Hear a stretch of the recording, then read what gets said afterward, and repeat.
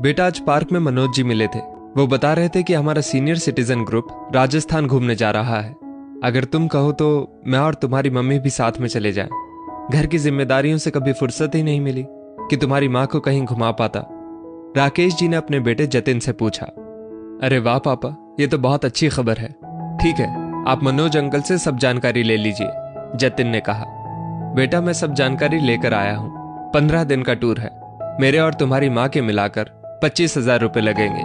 राकेश जी खुश होकर बोले। क्या 25,000? पापा जी, आपको नहीं लगता कि वो लोग पैसे कुछ ज्यादा मांग रहे हैं? जतिन की पत्नी सारिका ने लगभग चिल्लाते हुए कहा। नहीं बहू, इसमें बस का, रूम का, खाना पीना और वहां भी जो खर्चे होंगे सब मिलाकर है, राकेश जी ने समझाया। नहीं नहीं, ये बहुत ज्यादा है। महीने का आखिरी हफ्ता चल रहा है। अभी हम एक्स्ट्रा पैसे नहीं खर्च कर सकते। आप मना कर दीजिए। भजन कीर्तन की उम्र में घूमने जाएंगे। फिर मम्मी जी को बीपी की समस्या भी है। रास्ते में कुछ हो गया तो आप अकेले क्या करेंगे? लेकिन बहू, अभी सब हमारी उम्र के लोग जा रहे हैं। दोस्तों के साथ सफर और टूर का मजा दुगना हो जाता है। तुम्हारी मम्मी को कुछ नहीं होगा, बल्कि बाहर घूमने जाएगी तो उसको भी अच्छा लगेगा। जब से शादी हुई कहीं जा नहीं पाई, इसलिए मैं ये मौका खोना नहीं चाहता। पापा जी, अभी हमारे पास इतने पैसे नहीं हैं। जतिन, तुम पापा जी को समझाते क्यों नहीं हो? सारिका ने जतिन से कहा, जो लैपटॉप पर बिजी था। पापा, सारिका जो कह रही है उसे मान लीजिए, जतिन ने धीरे से कहा। राकेश जी चुपचाप अपने कमरे में चले गए। उन्हें उदास देखकर उनकी पत्नी प्रमिला जी उनके लिए चाय लेकर आ गई। क्या हुआ, क्यों उदास हो? बहू ठीक ही तो कह रही है। अब ये उम्र दोस्तों के साथ घूमने की नहीं है, बल्कि भजन कीर्तन और घर में रहने की है, प्रमिला जी बोली। ये किसने कहा? सब मेरी गलती है।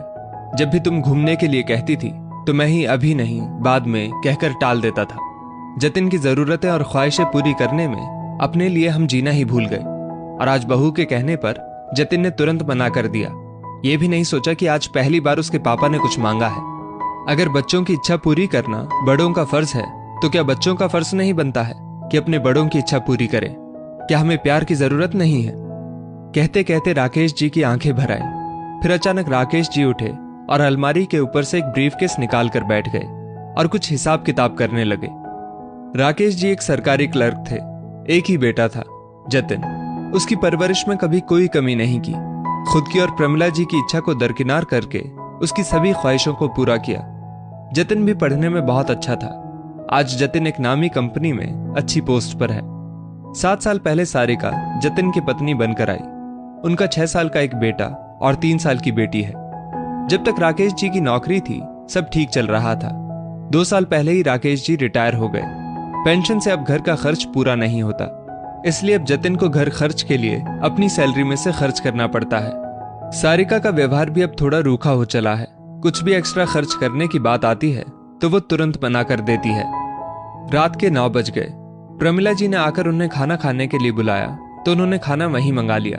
प्रमिला जी ने गुस्सा दिखाते हुए कहा, क्या खोज रहे हैं तब से? पहले चैन से बैठकर खाना खा लीजिए। हाँ हाँ ठीक है, मैं खा लूंगा। तुम खाना यहीं रख दो और तुम भी खा लो, राकेश जी मुस्कुराते हुए बोले। दूसरे दिन सुबह 10 बजते ही अभी थोड़ी देर में आता हूं कहकर राकेश जी घर से निकल गए। शाम हो गई और अभी तक राकेश जी घर नहीं आए। प्रमिला जी बार बार फोन कर रही थी, लेकिन फोन नहीं लग रहा था। उनका मन घबराने लगा। उनको परेशान देख सारिका की बड़बड़ शुरू हो गई। मना कर दिया तो गुस्से में पता नहीं कहां चले गए। ये भी नहीं सोचते कि देर हो रही है तो एक फोन कर दें। अब बच्चों को छोड़कर इन्हें ढूंढने जाओ। ये बड़े लोग ना खुद चैन से रहते हैं और ना हमको रहने देंगे। बुढ़ापे में इनको टूर पर जाना है। पैसे क्या पेड़ पर उगते हैं? अरे 25,000 में ना जाने कितना सामान आ जाए। मैं नहीं दूंगी, और जतिन को भी टाइट करना पड़ेगा। कहीं ऐसा ना हो कि बेटे का प्यार जाग जाए और ये पैसे दे दे। तभी सारिका को प्रमिला जी की आवाज सुनाई दी। कहां चले गए थे? सुबह से फोन कर करके परेशान हो गई थी। आपका फोन क्यों नहीं लग रहा था? प्रमिला, थोड़ी सांस ले लो और ये देखो मैं तुम्हारे लिए क्या लाया हूं।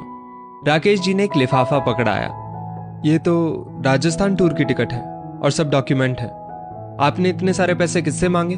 मुझे किसी से उधार लिए पैसों से कहीं घूमने नहीं जाना। आप अभी सब कैंसिल करके आइए। प्रमिला जी गुस्से में बोली। पापा जी, आप घूमने के लिए इस हद तक जा सकते हैं? मैंने नहीं सोचा था। आप उधार के पैसे से, छी। जतिन भी ऑफिस से आ चुका था और उसने प्रमिला जी की बात सुन ली थी। ठीक इसलिए बेटा जी, अपनी पत्नी के साथ घूमने जाना कोई गलत बात नहीं है, और अभी मेरे इतने बुरे दिन नहीं आए हैं कि उधार लेना पड़े। ये मेरे पैसे हैं और इन्हें मैं अपनी मर्जी से खर्च करने का अधिकार रखता हूँ। तुमसे या किसी और से पूछने की जरूरत नहीं। लेकिन फिर भी तुमको और बहू को बता देता हूँ कि मैंने अपने रिटायरमेंट के कुछ पैसों की एक एफडी कराई थी, उसी को तोड़कर पैसों का इंतजाम किया। मैंने जो भूल की बेटा, वो तुम मत करना। अपने बच्चों की सभी ख्वाहिशों को पूरा करने में अपनी और अपनी पत्नी की खुशियों की बलि मत चढ़ाना, क्योंकि बच्चे हों या बड़े, सभी को प्यार की जरूरत होती है। राकेश जी की बात सुनकर जतिन की आंखें शर्म से झुक गई। अरे हाँ, एक बात बताना भूल गया। टूर से आने के बाद मैं और प्रमिला अपनी गृहस्थी अलग बसाएंगे। तुम लोग बोझ समझकर हमें कहीं वृद्धाश्रम भेजो, उससे पहले हम खुद अलग हो जाते हैं। प्रमिला, क्या तुम मेरा साथ दोगी फिर से उम्र के इस पड़ाव में, नई गृहस्थी बसाने में? प्रमिला जी ने आगे बढ़कर राकेश जी का हाथ थाम लिया और बोली, हमेशा। माता पिता अपने बच्चों के लिए कितनी तकलीफों का सामना करते हैं ताकि बच्चे बेहतर जिंदगी जी सकें। बदले में वो सिर्फ थोड़ा सा प्यार और सम्मान ही चाहते हैं। लेकिन क्यों बच्चे बड़े होकर अपने माता पिता को वो प्यार सम्मान नहीं दे पाते जिनके वो हकदार हैं? दोस्तों, इस स्टोरी को लेकर आपकी क्या राय है, नीचे कमेंट करके जरूर बताइएगा। और ऐसी ही और भी बेहतरीन वीडियोस के लिए हमारा पेज जरूर फॉलो करें। धन्यवाद।